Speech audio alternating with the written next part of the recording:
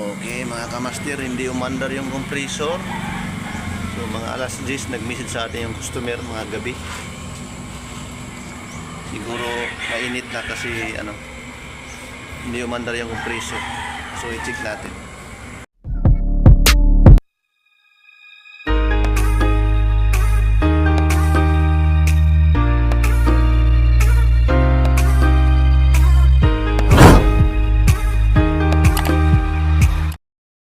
Ayan mga kamaster, binaklas na natin para i-check natin yung problema kung saan.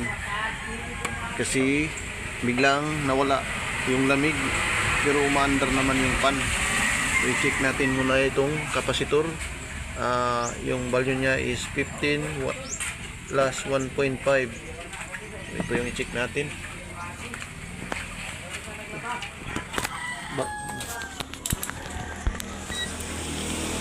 Ayan. So pag-check ng kapasitor is gumamit tayo ng NF. Ayan, check natin. Din yung common itong apat na terminal.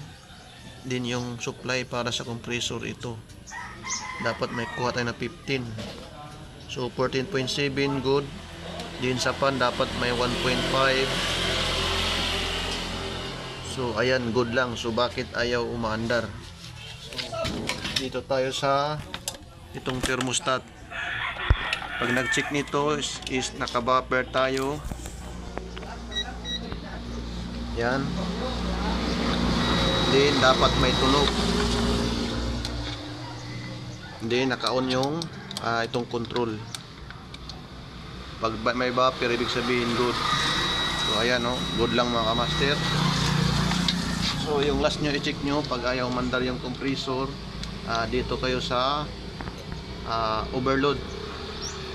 So pag ang trabaho niya nito is pag lumalamig na, so magka-cut off yung compressor, ayaw umandar. Then pag mainit naman yung room, mag-o-on naman yung ating overload. Ayan walang buffer. Ayan. So umuwi muna tayo, naghanap tayo ng parts. Ito yung ilalagay natin. Ayan, check natin. Dapat may buffer to. Ayan dito wala.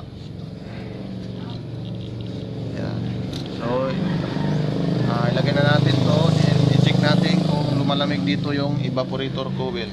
So nga pala cleaning na para diretso na yung lamig sa lalim ng loob. Master, isaksak na natin dito. So titingnan natin dito kung lumalamig at kung umandar yung preso. Yan, saksak.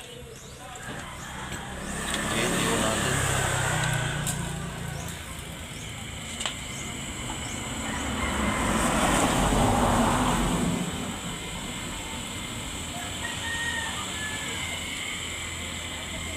Yan mga master, umandar na yun yung compressor.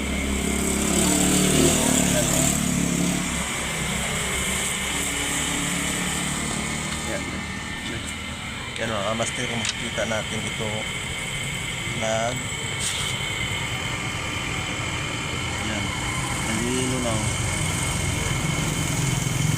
So ayan mga kamaster, hanggang dito lang yung video. Sana may natutunan kayo kung paano to i-check at i-repair. God bless mga kamaster.